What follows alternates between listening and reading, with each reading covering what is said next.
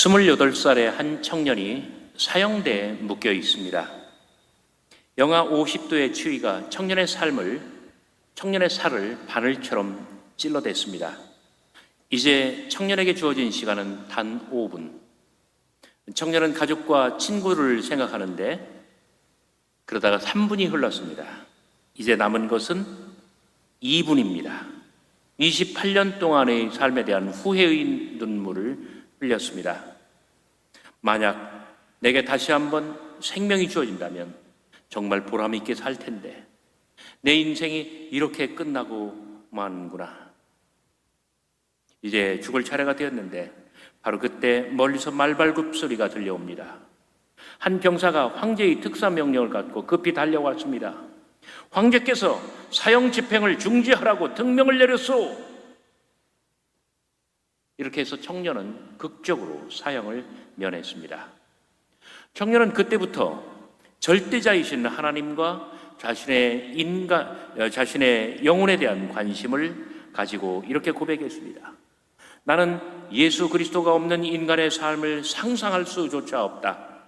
아무리 훌륭한 진리와 부귀영화가 내게 있다 할지라도 그것이 신앙에 위배된다면 나는 그리스도 편에 설 것이다. 러시아의 대문호 도스토옙스키의 일화입니다. 고난을 경험한 사람은 인생의 진리를 터득합니다. 일생일대의 경험이 사람을 바르게 세워주기도 합니다. 내일이면 초복입니다. 이제 무더위 속에서도 교회의 사역은 정상적으로 모든 것들이 지속될 것입니다. 교회 학교도 여름 수련회 등 행사가 많습니다. 저는 교회 학교의 여름 행사에 참 추억이 많습니다. 어린이 여름 성경학교 때는 막 그 새벽 예배 단 한 번도 빠지지 않기 위해서 막 간밤에 물을 잔뜩 마시고 잠을 자요. 그러면 새벽에 깨요. 그래서 또 새벽 예배 가면 또 어렸을 때 그때 알맞는 그 은혜를 체험하고 중고등학교 때 여름 캠프, 여름 수련회를 갑니다. 그러면 2박 3일, 3박 4일 막 정말 길게 했는데 마지막 밤에는 캠프파이어를 합니다. 그러면 그때 정말 큰 은혜의 어떤 체험을 그때 얻어요. 청년의 여름 수련회도 마찬가지입니다.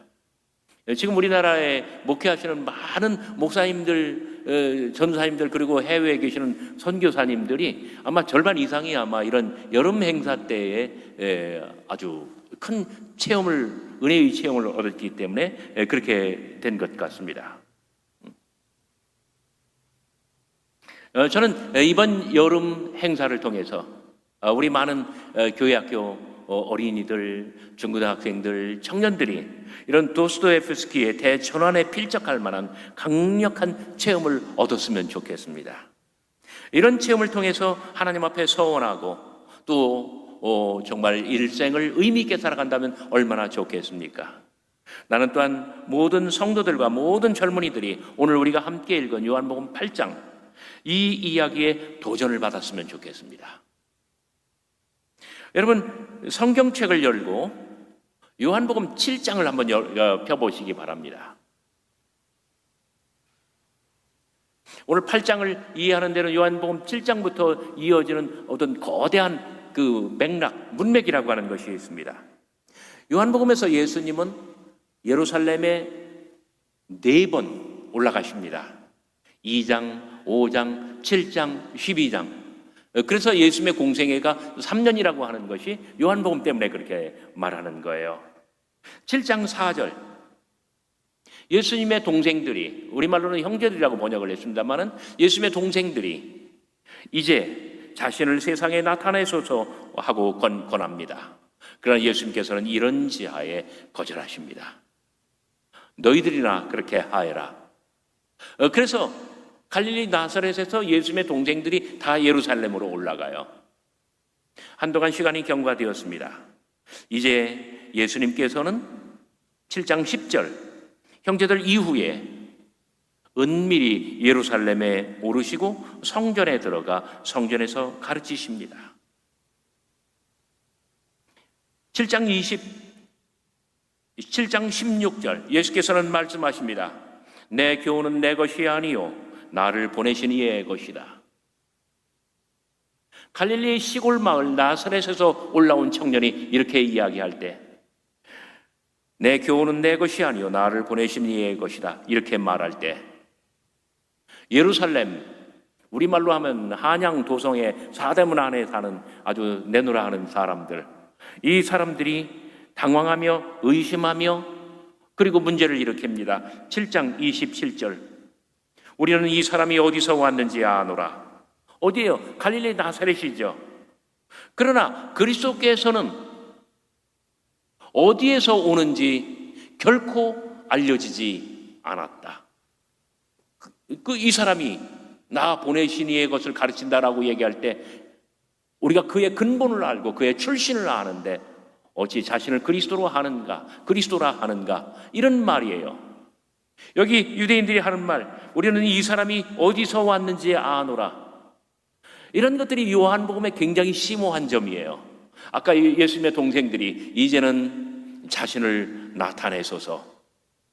이번에는 우리는 이 사람이 어디서 왔는지 아노라. 예수님께서는 두 개의 제안을, 두 개의 설명을 다 거부하십니다. 마치 적들의 이야기처럼 그러셔요. 그러나 결국은 예수님께서 받아들이셔요. 예루살렘으로 올라가시고 그리고 어떤 영험한 가르침을 보여주시고, 자, 우리는 이 사람이 어디서 왔는지 아노라. 그 사람들이 아는 것은 예수님의 육신적인 출생과 배경이에요. 그래요, 예수님은 갈릴리 나사렛에서 오셨습니다. 그러나 그들이 알지 못하는 것은 무엇입니까? 예수님께서는 지난주에 제가 여러분들에게 말씀드린 것처럼 예수님께서는 태초부터 계셨고 말씀으로 존재하셨고 만물이 그로부터 나왔고, 이게 예수님의 출신입니다. 이것이 예수님의 배경입니다. 그들은 예수님이 어디서 왔는지 지극히 일부만 알 뿐입니다. 하지만 우리는 그가 어디서 왔는지 아노라 이렇게 말함으로써 이후로 펼쳐질 요한복음의 모든 주제가 예수님은 정말 태초부터 계셨고 예수님은 아버지 하나님으로부터 오셨고, 이것을 이런 주제를 드러내주는 것이 아닙니까? 7장 27절부터 36절까지 예수께서는 말씀하십니다. 너희는 내가 어디서 왔는지 그리고 어디로 가는지 알지 못하노라.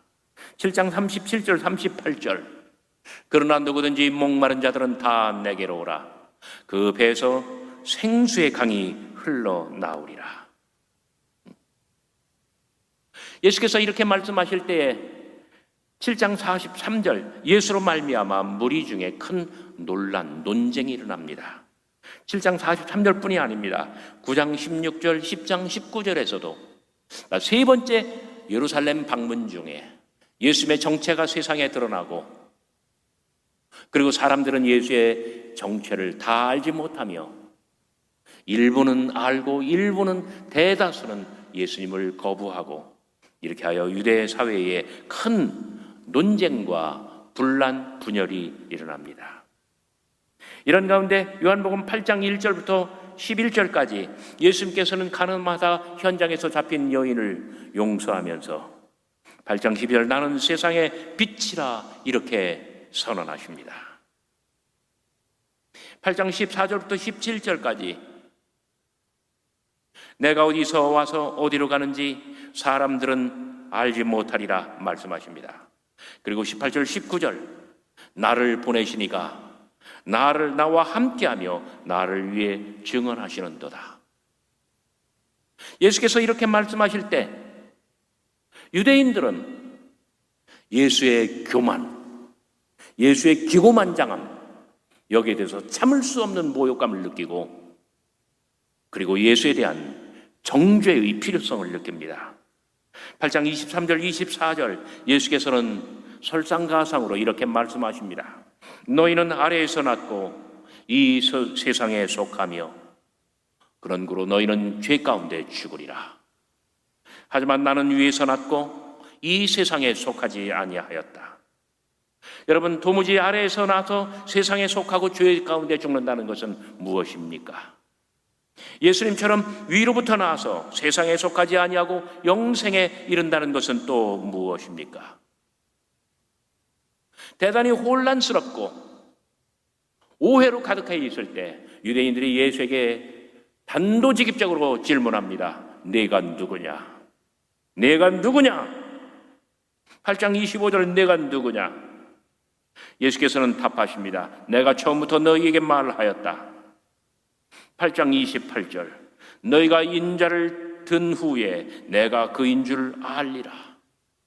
너희가 인자를 든 후에 내가 누구인지, 내가 그인지, 내가 그리스도인지 과연 너희가 그때 비로소 알게 되리라. 여러분, 너희가 인자를 든 후에 무슨 뜻입니까? 인자가 위로 들려야 한다는 것은 요한복음에 3번 나옵니다. 맨 먼저 3장 14절 모세가 광야에서 뱀을 든 것 같이 인자도 들려야 하리니 누구든지 이 뱀을 바라보는 자 살 수 있었죠. 땅 아래 발 사이로는 죽음의 불뱀이 기어다닙니다. 그러나 누구든지 위를 바라보는 자, 이 뱀을 바라보는 자, 누구든지 다 살리라. 그다음에 8장 28절 너희가 인자를 든 후에 내가 그인 줄 알리라.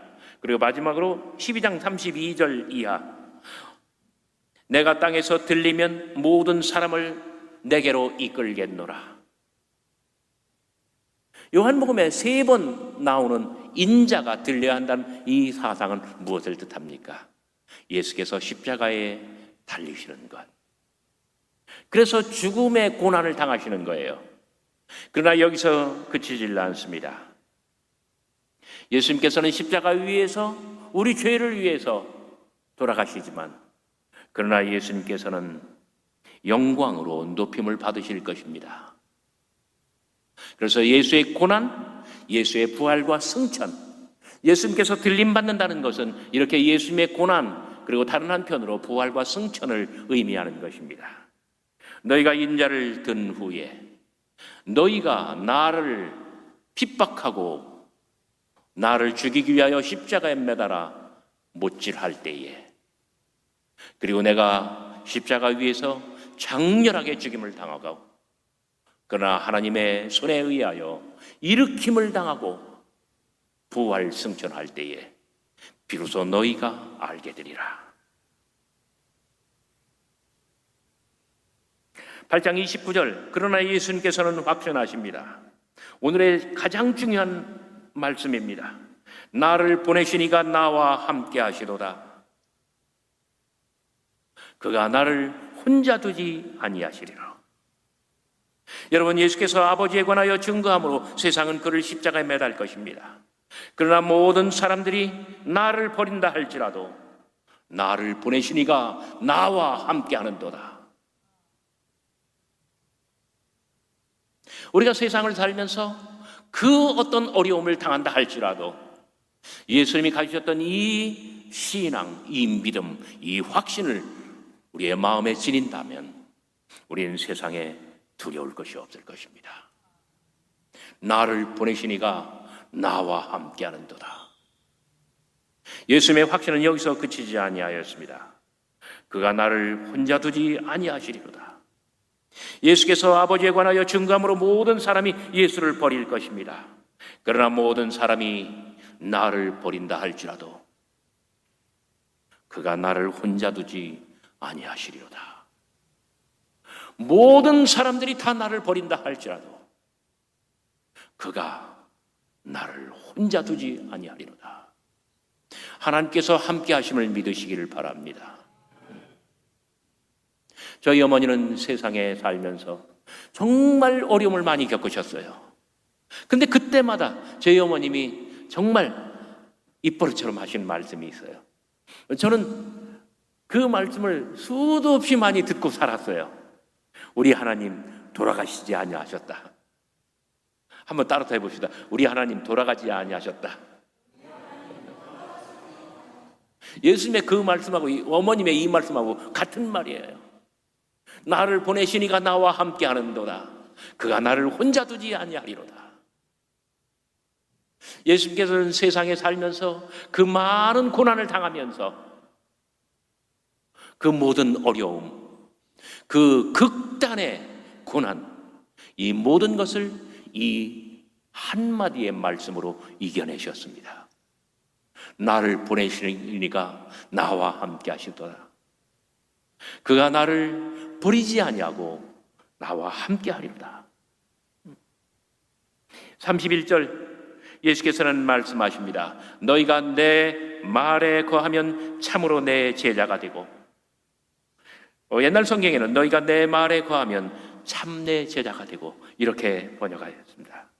예수님의 참 제자란 일시적으로 예수님의 말씀에 감동하여 예수님을 영접하는 것, 그런 것이 아닙니다.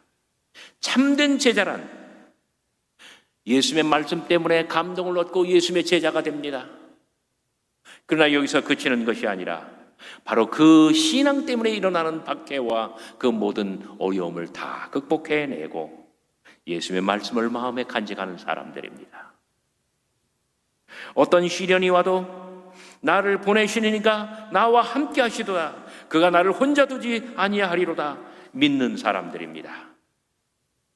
예수께서는 말씀하시죠. 진리가 너희를 알지, 너희가 진리를 알지니 진리가 너희를 자유케 하리라. 여러분, 도무지 진리가 무엇입니까? 요한복음 성경책 여러분 오늘 본문을 펼쳐보면은 26절 본문에서 진리란 태초부터 예수께서 들으신 거예요. 요한복음에서 진리란 오늘 본문에서 28절 아버지께서 가르치신 것이에요. 예수님께서는 태초부터 계셨습니다. 태초부터 아버지와 함께 계셨습니다. 그리고 아버지와 함께하는 삶을 통해서 아버지께 들은 것이 있고 아버지께 배운 것이 있습니다. 이것이 예수 안에, 당신 안에 충만하게 머물러 있습니다. 그러므로 요한복음에서 진리란 예수 그리스도를 통한 구원의 길이며 구원의 길 되신 예수 당신이십니다. 14장 6절 내가 곧 길이요 진리요 생명이니 나로 말미암지 않고는 아버지께로 올 자가 없느니라. 예수님 당신이 곧 진리가 되십니다. 그분은 태초부터 계셨습니다. 그분은 태초부터 하나님과 함께 계셨고 그분이 곧 하나님이십니다. 그러므로 그분이 곧 진리이십니다. 진리는 그분 안에 있습니다. 여러분, 진리를 안다는 것은 단순히 예수 그리스도께 관한 일정한 지식을 습득하는 것 이상입니다. 요한복음의 가장 심오한 것이 바로 이러한 점이에요. 진리를 안다는 것은 예수 그리스도와의 완전하게 연합된 그러한 관계 속에서 하나님과 세상과 인간 존재에 대한 하나님의 계시를 내가 내 안에 소유하는 것.